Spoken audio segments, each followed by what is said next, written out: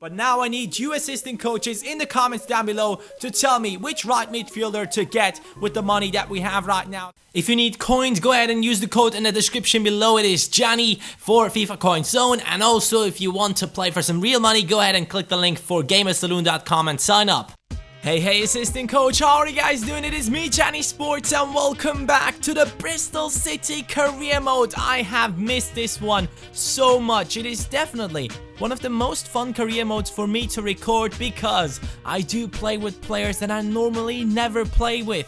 Low rated players, but I've learned to love this team and hopefully you guys have done the same. If you do so, go ahead and smash that like button. Let's get over 1k likes. As you can see in the right midfield position, we sold Tavernier in the last episode and we only have Mane right now in that position, who is normally a backup and who also is injured. And you guys have suggested a load of new players, assistant coaches. Thank you so much for that. These are the ones that I'm going for: Pione Sisto, Jonathan Gonzalez, Rodrigo Gomez, Joshua Gatt, and one more that you'll see later on. These at first were the first four I was going for, and I was hoping that one of these would accept. Especially Sisto would have been amazing. I've used him on stream and I think he would be an incredible signing for this team. And right now we are currently sitting in first place, 25 games played, 54 points. We are 6 points ahead of QPR, who are in the second spot. And as you guys might also remember, our striker Andri is in first place and he has 14 goals so far.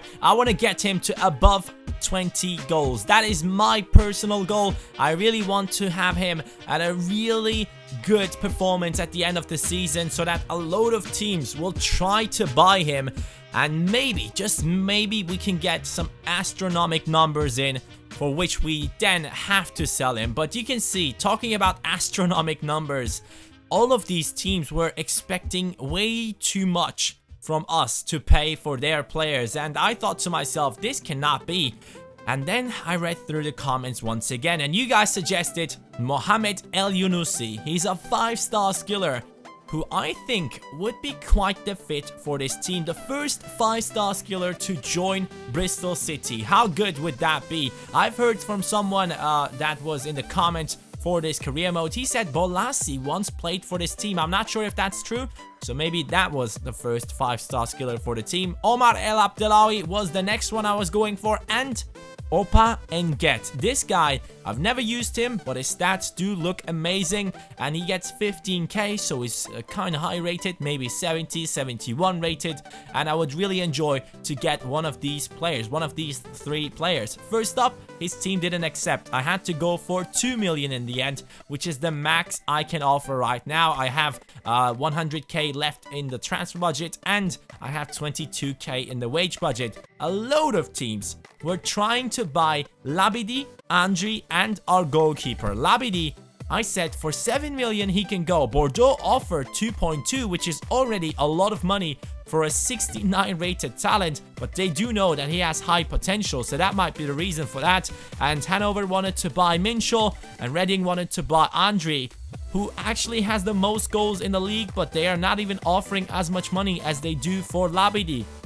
El Yunusi, his team, was just so stubborn. They didn't want to sell him. I wanted to go for 1.8 million. They would always come back with rejecting my offers, and Omar El Abdelawi, his team, just said no, we will not sell him. I also went for a load of other players, as you can see right here. Saimak, Cedric, all these players, they have all been rejected sadly, and those transfers never really worked out. And I thought to myself, hey, if I can get a little bit more into the team, a little bit more money especially, that would be great. I was asking for 1.2 million right before we play our first game today against Charlton Athletic, a team that I truly do respect because they have Beto Kelly in the striking position, a striker that I really enjoyed a lot playing with on my player series, who also has scored an amazing goal. But talking about goals, we are starting off where we left off in the last episode. Andri straight away with the first goal for us, and that is not the end.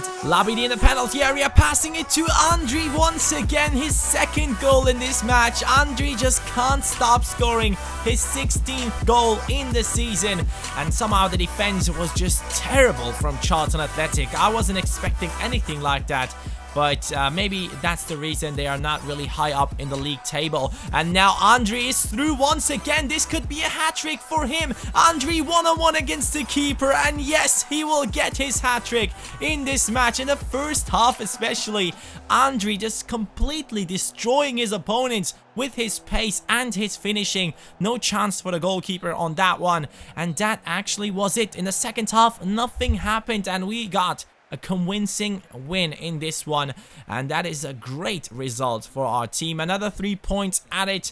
And now let's move in to the transfers once again. 1.2 million, that was maybe a lot to ask for, so I went for 500k. 500k, I thought, hey, my team could definitely afford that. And I was sick of offering for El Yunusi all the time, so I went for 2 million, 100k below of what they were asking for. And also, I really wanted to get the opportunity to go ahead and decide between Opa and Get and El Yunusi. For Opa, I offered 2.1 million because they wanted to have 2.4 million. And I once again went in and asked for 500k, but this time I changed up the league objectives a little bit more and the cup objectives. What the hell? That just went wrong. But you can see right here that we got the 500k, and now we were able to go ahead and offer that to El Yunusi or Opa. But before I even had to do that, both of them accepted the offers we made. So we were offering them some new contracts, hoping that they would join our team. 15k for El Yunusi and also 15k for Opa and Get. Both of them do have really good stats, but the one thing that really separates one of them from the other is that El Yunusi is a 5-star skiller. And I thought, hey, do I really need a 5-star skiller? Or do I need someone who has like really all-round great stats?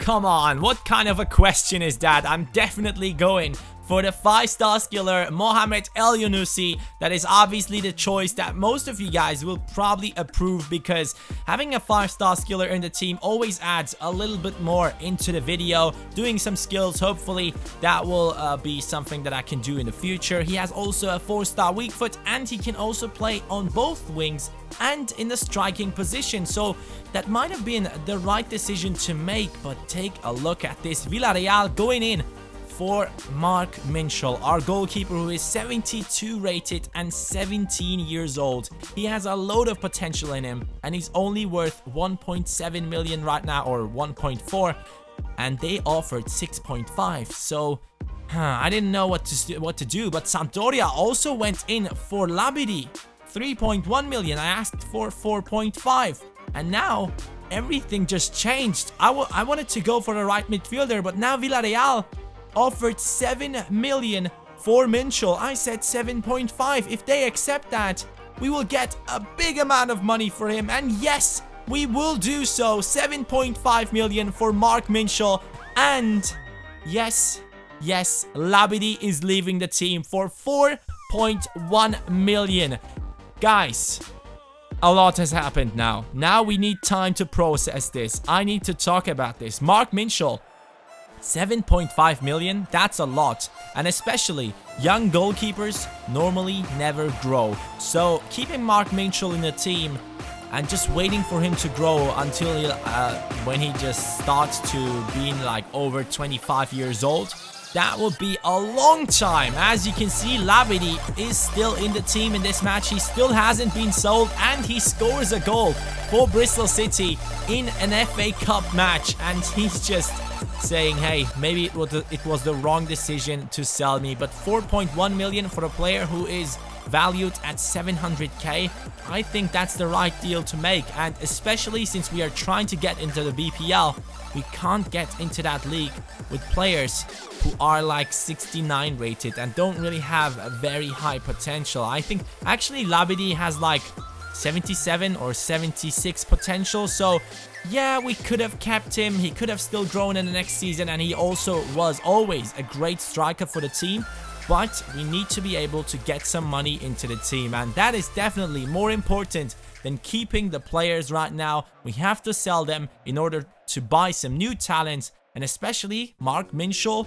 He has maybe also played his last match for us, but now Labidi has been sold. We are getting 3.5 million added into our budget, And Andre, oh, this... No.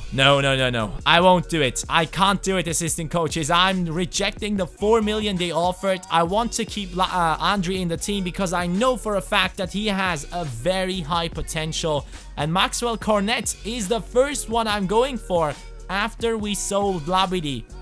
We sold Labidi for 4.1, and now we are trying to get Cornet for 2.5 million. I think that's the right pronunciation since he's French. Cornet. I think that's the right pronunciation, but they accept it, and now we have made an offer for him, 9k, and Maxwell has accepted. He is joining our team, and trust me, this guy is a sick talent. He will definitely be very helpful along the way of getting into the VPL, and also in the next seasons he will be growing a lot. He's 68 rated. Yes, he is lower rated than Labidi, but he has higher potential. And in my opinion, he does have better stats already. Just take a look at his stats. He can also play in the right wing, left wing, and he is definitely a great striker because he has a high attacking work rate, which we need in the striker position.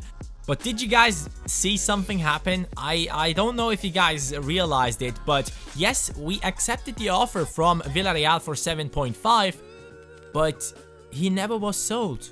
He never got sold. I don't know what happened, but along the way of doing this, Villarreal never paid the money. Nothing happened. They apparently didn't agree with Mark Minchel, and he is still in the team, so we haven't sold him. The only player we have sold in this window is Labidi, and we have gotten ourselves Cornet, who is now also going up by +1, and El Yunusi, the 5-star skiller. I think this was a great transfer window for our team. I really think that this will help us out big time in the future of this club. We are very close to getting into the BPL. And because of that, and because Mark Minchel was only on a contract of 1 year and 5 months, I decided to give him a new contract because if other teams want to buy him, then they will have to pay a little bit more. Andre also was the player of the month. So we do have the strongest striker still in the team, and we have gotten ourselves Cornet, who in my opinion will be a lot better than Labidi. I have used him not in this career mode, but on like my private career modes and stuff, which I try some new players on. Cornet is amazing, and I really think that he will be a great signing for the team. He will score a load of goals, and hopefully you'll be able to see that in the next episode already. And lads, Mark Minchel has accepted the contract offer. We are on our road to get into the BPL. I really hope you guys enjoyed this episode. Thank you so much for watching, and now enjoy the assistant coaches showcase. Let's go.